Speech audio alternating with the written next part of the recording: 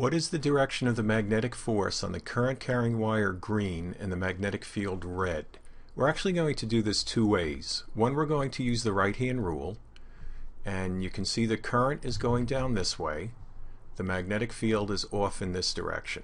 So take your right hand and you're going to point the four fingers down, and in this case you know that the magnetic field is to the right, so you're going to have to curl your fingers to the right.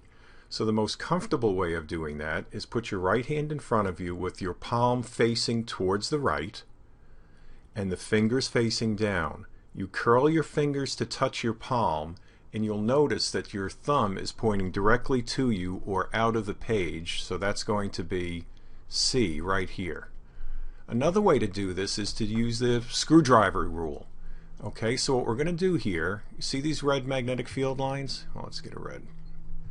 We'll move one over here, which of course is perfectly allowed because the magnetic field lines exist through all space over there. So here I have B, and here I have the current going down.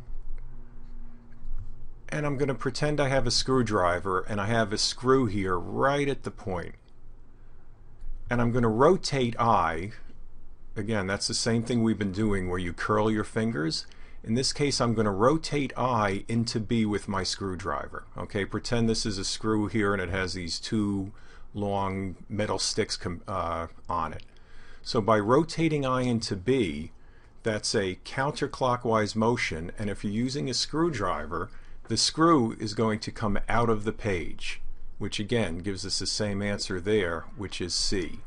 So the answer, C. Magnetic field due to a long straight current carrying wire. It was determined experimentally by Ørsted, Ampere, and others that the magnetic field decreases as the distance away from the wire. The further you are away from the wire, the less the magnetic field is. What's really cool is this was done experimentally first before the theory. They measured it, then they worked on a theory. Actually, a couple other gentlemen, Biot and Savart, did, and also Ampere. And fortunately, their theory and calculations exactly matched what Ørsted, Ampere, and others came up with. And here's the formula. The strength of the magnetic field due to a current carrying wire is mu0 over 2 pi times I over R. Now mu0 is just a constant, nothing to be afraid of there. It's the permeability of free space, very similar to epsilon 0, which is the permittivity of free space, which was used for electric fields. And you can see that right down here, this note.